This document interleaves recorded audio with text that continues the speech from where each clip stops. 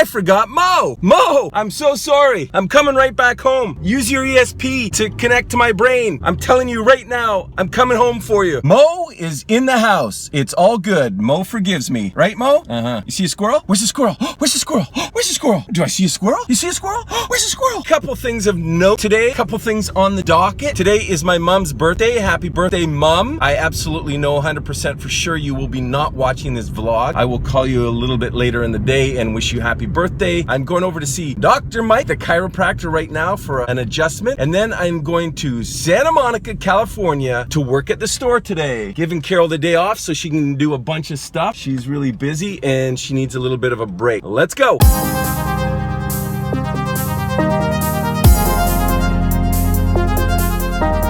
We've arrived at Dr. Mike's place, and I gotta say, after mowing the lawn yesterday, back feels a little sore, so I'm glad I'm here.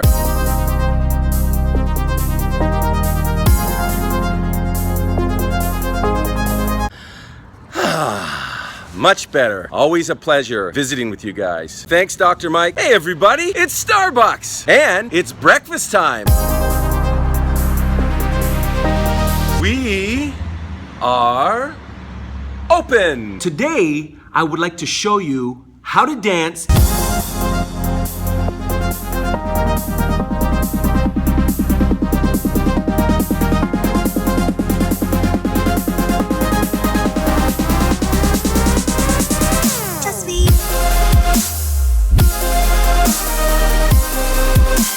Okay guys, we are here with the parking lot guy for another English lesson. Today we're gonna do something a little different. These are well-known proverbs a first grade English teacher gave her kids. She gave them half the proverb and the kids finished the rest of the proverb. Here's how the first one goes. If at first you don't succeed, get new batteries. If at first you don't succeed, get new batteries. Yes! And the second one we have for you today is, don't bite the hand that is dirty. Don't bite the hand that is dirty. Yes! Nailed it!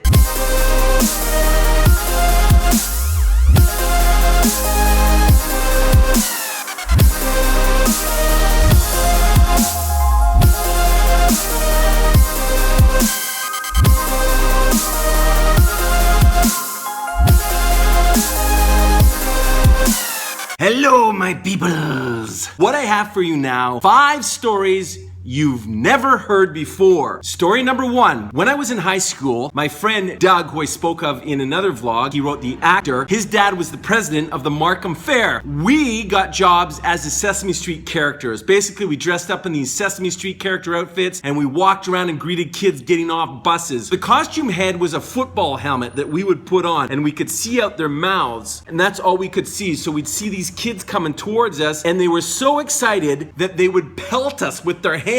Unfortunately, we were right at the level of their hands hitting our crotches. We would just be standing there, we'd see the kids coming towards us, and then all of a sudden be pummeled by these kids' hands into our crotches. Not very fun. Oh, I was Bert, as in Bert and Ernie, super popular with the kids. Another guy Rob, he was dressed up, I believe, as Grover or the Cookie Monster. He went on the spider after eating a whole bunch of popcorn and stuff and threw up in the head of Grover or the Cookie Monster. Nobody wanted to be Grover the Cookie Monster after Rob was done with it. Story number 2. I was a security guard at the Miss Teen Canada pageant hotel where all of the young ladies stayed. I had a regular job at the time. I was working in a restaurant, and then at night I would go to the hotel, stay up all night long to the wee hours of the morning. It was actually early morning, got off I think at 8 o'clock, then sleep for a couple hours, then go back and do my other job. The reason I had this job was my friend Byron convinced me that it would be awesome. We'd be meeting these girls from all over Canada. Not really the case. We showed up at midnight and it was like, okay, ladies, straight to bed. One of the ladies, I think she was from New Brunswick, Nova Scotia. I think New Brunswick. She gave me a puffin coin. Thank you very much. I've been working there probably almost a whole week. I am so exhausted. I go over to the window this one day. I pull the drapes back. I've got my hands in my pocket. I'm looking out the window. The next thing I hear is this this loud crack. I had fallen asleep, my head had gone forward, whacked against the window, woke me up, and there I was. Story number 3. One of my friends that I grew up with, Craig, I've mentioned him before in the I Met Robin Williams vlog. He slept over at my house one night and we were outside. This was a warm summer's night. We were able to walk from my house all the way up to my public school in our underwear without anyone seeing us. We hid behind trees, garbage cans,